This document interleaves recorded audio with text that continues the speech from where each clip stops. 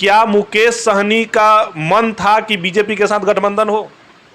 नहीं, हम लोग पहले थे ही उनके साथ। देखिए, महिलाओं के लिए हॉस्पिटल बने या ना बने ये माने नहीं रखता, लेकिन महिला डॉक्टर का होना बहुत जरूरी है। जो आपने बात बोला ना, जाना चाहिए। आप कोटवा के ब्लॉक के बाहर जाकर देखिए, एक बाथरूम बना हुआ है, सड़ा हुआ है, कोई अब जा नहीं सकता। पब्लिक के लिए कोई व्यवस्था ही नहीं है। पूरे देश में लोकसभा चुनाव का बिगुल बज गया है और तमाम पार्टियां जो है अपना दमखम पूरा लगा चुके हैं लोकसभा चुनाव में। अभी हमारे साथ विकासशील इंसान पार्टी के प्रदेश उपाध्यक्ष ऋतुराज पांडे जी हैं। तमाम इन मुद्दे पर, छोटे छोटे मुद्दे पर हम बात करेंगे, जिसमें शिक्षा, स्वास्थ्य, बेरोजगारों के लिए रोजगार, तमाम ये जो चीज़ है चुनावी मुद्दा में यही सामने आते हैं। और इस मुद्दा पर तमाम लोग वोट तो ले लेते हैं, लेकिन जीतने के बाद तमाम ऐसे सांसद हैं जिनको अपने संसदीय क्षेत्र में लोग पहचानता भी नहीं है कि हमारा सांसद आखिर है तो है कौन।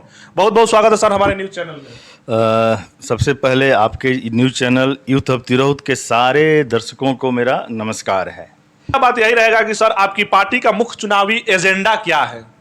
देखिए, हमारी पार्टी हो या अदर पार्टियां हो, हमारे देश आज़ादी से लेकर आज तक सिर्फ और सिर्फ चुनावी एजेंडा में ही घूम रहा है। चुनावी एजेंडा क्या होता है? सबसे पहले हमको विकास चाहिए। और किसी भी देश का विकास कैसे होगा? जब समाज विकसित होगा। और समाज विकसित होने के लिए चाहिए उचित शिक्षा, उचित स्वास्थ्य, साथ में अपना उचित परिवहन का व्यवस्था, उचित रोड का व्यवस्था। तो अभी तक सारे की सारी पार्टियां इसी बात को लेकर घूमती हैं और बोलती हैं, करती हैं। आप जहां भी जाइए सबका मुख्य एजेंडा यही है, लेकिन इस एजेंडा को सिर्फ और सिर्फ रख दिया जाता है, कोई आगे आकर करता नहीं है। लेकिन मैं और हमारी विकासशील पार्टी, विकासशील इंसान पार्टी, हम आपके सामने वादा करते हैं कि अगर हम जीते हैं, स्पेशली मोतिहारी के लोकसभा क्षेत्र से हम जीतते हैं, तो पहला प्राथमिकता हम लोगों का रहेगा स्वास्थ्य का। सदर हॉस्पिटल हो या फिर ब्लॉक का हॉस्पिटल हो, आप देखिएगा कि क्या व्यवस्था उसका रहेगा, किस स्थिति में हम लोग पहुंचाएंगे उसको। साथ में सेकेंड आता है अपना शिक्षा का। जितने स्कूल बने हुए हैं, मिडिल स्कूल हैं, हाई स्कूल हैं, सब जर्जर व्यवस्था में है। सरकार की तरफ से फंड आता है, फंड कहाँ जाता है मालूम नहीं है। मिड डे मील का क्या बुरा व्यवस्था है आपको मालूम ही है सब कुछ।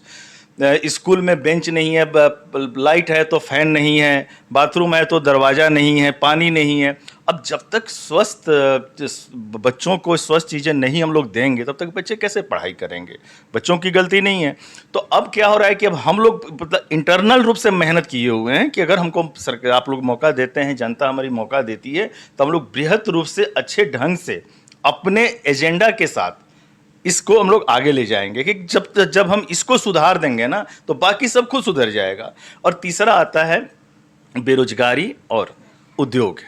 बहुत बहुत माने रखता है कि भाई इतना बेरोजगारी हमारे अंदर है। आप सोचिए, बिहार से पलायन की जो स्थिति बनी हुई है, हम खुश हो जाते हैं कि भाई हमारे लोग पंजाब में हैं, हमारे लोग गुजरात में हैं, हमारे लोग कलकत्ता में, कितना शान से बोलते हैं। क्या ये अच्छी बात है? हमारे पास कुछ नहीं है तो ही तो हमारे लोग वहाँ पे हैं। तो हम लोग कोशिश करेंगे। और अभी जो हमारे महागठबंधन के तेजस्वी जी का आप लोगों ने देखा ही होगा कि कम समय में बहुत कुछ उन्होंने दिया है। मात्र महज अपना 16-17 महीने में ही उन्होंने बहुत कुछ दिया है हमारे बिहार वासियों को। और उम्मीद है कि आने वाले समय में अगर हम लोगों की सरकार बनती है, तो एक सारे यूथ लोग मिलकर, सारे युवित नेता लोग मिलकर बहुत कुछ बिहार को सौंपेंगे और बिहार को देंगे हम लोग। विकासशील इंसान पार्टी महागठबंधन के साथ गठबंधन की है, कितने सीट मिले हैं?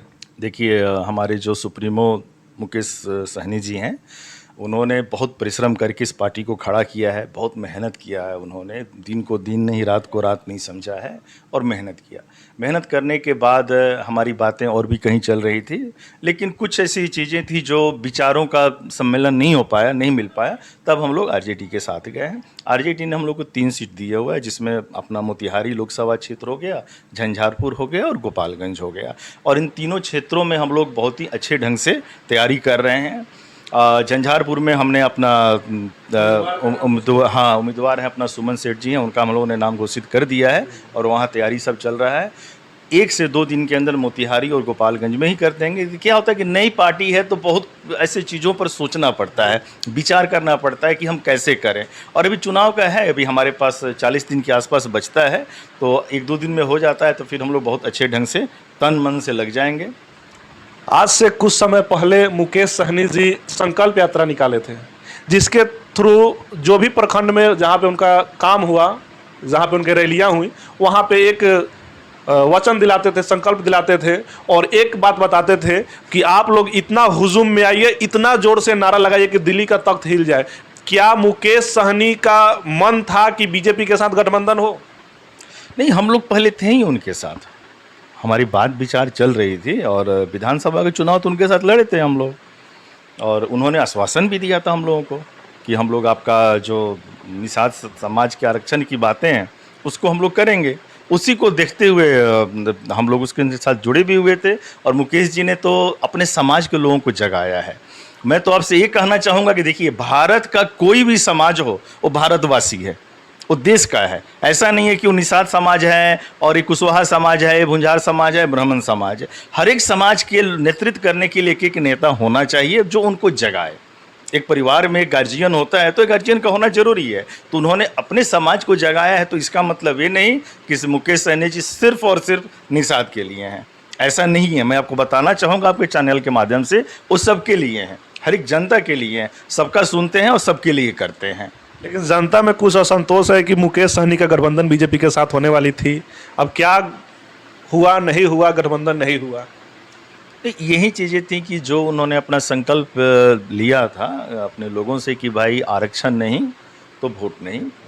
अब क्या हुआ कि उनके पास गए, मीटिंग हुआ तो शीर्ष नेतृत्व के जो बीजेपी के लोग थे वो 1 महीना 2 महीना 3 महीना कर करके उन्होंने फिर लास्ट में बोला कि नहीं कर पाएंगे। तो ठीक है, अब जो सत्ता में है उनकी अपनी सोच है, लेकिन हमारी अपनी सोच है, हम अपने हिसाब से चल रहे हैं। तो फिर हम लोग भी अपना इंडिया गठबंधन के साथ हैं, इनसे उम्मीद दिया गया है। लास्ट सवाल मेरा रहेगा, विधानसभा हो या लोकसभा हो, प्रॉपर हम लोगों का जो क्षेत्र है वो कल्याणपुर है और यहाँ जो अस्पताल है आज़ादी के बाद आज तक महिलाओं के लिए प्रॉपर एक अलग स्वास्थ्य विभाग में जो अस्पताल है नहीं बना है और न ही उसके लिए एक महिला डॉक्टर है कि अगर महिला को कुछ हो जाए तो उसका चेकअप महिला डॉक्टर कर दे। और इसी आनंद फानन में जब लोग यहाँ से रेफर करता है कि जाइए सदर मोतिहारी, तो जाने के क्रम में बहुत सारी महिलाएं जो है वो मर जाती है। इसके लिए क्या प्रावधान है? क्या महिलाओं के लिए एक हॉस्पिटल यहाँ पे बनेगा प्रॉपर महिलाओं के लिए और महिला डॉक्टर होनी चाहिए? देखिए, महिलाओं के लिए हॉस्पिटल बने या ना बने ये माने नहीं रखता, लेकिन महिला डॉक्टर का होना बहुत ज़रूरी है। जो आपने बात बोला ना, क्योंकि 50% की आबादी जो हमारे देश में है, तो ये अपना कोई भी अस्पताल हो, अगर सदर अस्पताल को छोड़ देते हैं तो मुझे लगता है कि जितने हमारे प्रखंड में या ब्लॉक में हॉस्पिटल हैं तो वहाँ सिर्फ जेंट्स, अधिकतर जेंट्स ही आपको मिलेंगे। लेकिन लेडीज और जेंट्स का होना बहुत ज़रूरी है। इसी को मैंने बोला ना कि हमारा पहला जो हम लोगों का प्राथमिकता रहेगा वो स्वास्थ्य, शिक्षा, लाइट, बिजली, ये सब तो नॉर्मल चीज़ें हो गई, लेकिन स्वास्थ्य और शिक्षा बहुत ज़रूरी चीज़ है। इतने हम पिछड़े हुए हैं, सरकार से फंड आते हैं, फंड कहाँ चला जाता है पता नहीं चलता है, कोई आवाज़ उठाने वाला नहीं है। मैं आपसे पूछना चाहता हूँ कि आपके कल्याणपुर विधानसभा 16 में के आपके हॉस्पिटल में आप जाकर पूछिए पिछले 5 साल में हमारे माननीय संसद महोदय ने कभी कदम रखा है? आप पूछिएगा जाकर उनसे कि कभी कदम रखा है। तो हमने बोला गलती हमारी जनता की है। कोटवा में कुछ दिन पहले हमारे बीजेपी के लोगों ने रखा था, बहुत अच्छी बात है, संकल्प यात्रा था उनका। क्यों क्या वहाँ से वो लोग उठकर कोटवा के ब्लॉक में और कोटवा के हॉस्पिटल में गए, कोटवा की स्कूल में गए? जाना चाहिए। अब कोटवा के ब्लॉक के बाहर जाकर देखिए, एक बाथरूम बना हुआ है, सड़ा हुआ है, कोई अब जा नहीं सकता। पब्लिक के लिए कोई व्यवस्था ही नहीं है। जनता का मतलब 5 साल में 1 महीना पहले ये लोग का आना और जी मैं तो आपके लिए समर्पित हूँ, मेरा तन मन सब कुछ आपके लिए है, और जीत जाने के बाद फिर लोकतंत्र का मजाक उड़ाते हुए राजतंत्र के रास्ते पर ये लोग चल पड़ते हैं। एक गलती हमारी है, लेकिन आने वाले समय में हम लोग इसको पूर्ण रूप से व्यवस्था करेंगे। जो भी हो, जैसे भी हो, आवाज़ उठाना हो, कोशिश जरूर रहेगा कि एक महिला डॉक्टर का व्यवस्था किया जाए इसके लिए। अंतिम सवाल, उन तमाम वोटरों से क्या कहेंगे, किस मुद्दा पर इस बार वोट देना चाहिए वोटर को? हर बार आता है, लोग बहला लेता है, फुसला लेता है, वोट ले लेता है, ले जाने के बाद फिर गायब। इस बार क्या आप आपका मत क्या रहेगा उन तमाम मतदाताओं के लिए जो मत करने जाएंगे? देखिए आज आज सोचकर मत देना चाहिए। आज के मतदाता बहुत ही समझदार हो गए हैं।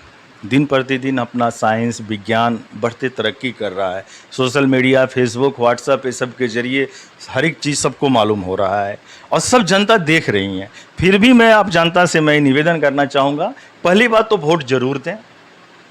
वोट के दिन छुट्टी होता है तो छुट्टी का मतलब ये नहीं कि आप घर में रहें या अपने काम में बिजी हो जाएं। वोट के दिन छुट्टी इसलिए दिया जाता है कि आपको वोट देना है। और आप जनता जनार्दन जिसको भी वोट देने जाएं उसके लिए ज़रूर सोचें कि वो कैंडिडेट कैसा है, क्योंकि अगर जीतता है तो वही आपका प्रधानमंत्री है। मैं आपसे बोलना चाहूँगा कि वहीं आपके सुख दुख में सेंट्रल से जो बैठे हुए हैं दिल्ली में वो आपके पास नहीं आएंगे कभी भी, लेकिन ये जो रहेगा आपका, हमारे जो संसद महोदय जीतेंगे ये आपके पास जरूर आएंगे, लेकिन उतने योग होने चाहिए कि आपके बातों को समझ सकें। अभी तो हमारे कैंडिडेट का नाम नहीं आया है इसलिए मैं कुछ नहीं बोल पाऊँगा, लेकिन हाँ फिर भी आप जरूर सोच समझ कर ही वोट दें। चलिए, ये थे ऋतुराज पांडे जी। क्या के बाद कमेंट बॉक्स में एक छोटा सा मैसेज जरूर लिखिएगा कि आखिर आपके मन में इन तमाम सवाल और तमाम मुद्दा के प्रति आपके विचार और आपके मन में क्या विचार चल रहा है। जय हिंद।